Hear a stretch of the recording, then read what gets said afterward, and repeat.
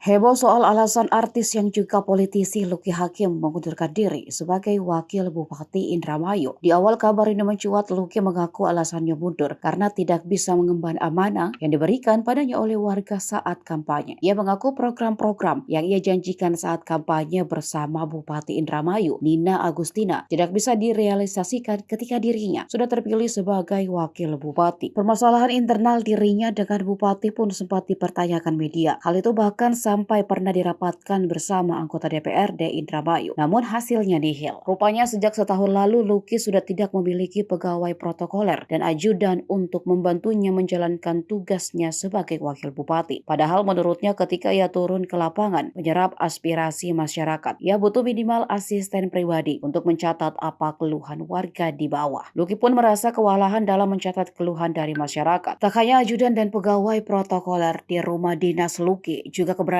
Satpol PP sebagaimana tugas mereka berjaga sudah tak terlihat lagi. Di kantornya apalagi, ketika dirinya masuk kantor tak ada orang yang bekerja. Itu membuatnya tidak bisa mengetahui apakah ada tamu di luar atau tidak jika tak ada yang berjaga. Lucky pun lantang mengatakan jika dirinya adalah seorang wakil bupati dan bukan tukang tunggu pintu ataupun tukang mencatat. Kondisi itu juga ia sampaikan kepada Gubernur Jawa Barat Ridwan Kamil melalui Instagramnya. Diketahui jika Ridwan Kamil sudah mencari-cari keberadaan Lucky untuk bertemu. Namun lagi-lagi Lucky menjelaskan jika karena tidak punya ajudan, ia tidak bisa meminta kontak Gubernur Jabar itu untuk bertemu. Dan salah satu jalan, Lucky mengatakan akan mengirim DM ke Instagram Ridwan Kamil. Lucky mengajukan pengunduran dirinya melalui surat resmi yang ditandatangani tanggal 8 Februari 2023.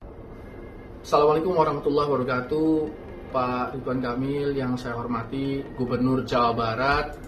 Saya mohon maaf kalau menghubungi Bapak melalui Instagram, karena saya nggak tahu menghubungi Bapak lewat mana, karena saya nggak punya nomor telepon ajudan Bapak, dan saya juga nggak punya ajudan atau protokoler ataupun aspri untuk bisa menghubungi ajudan Bapak.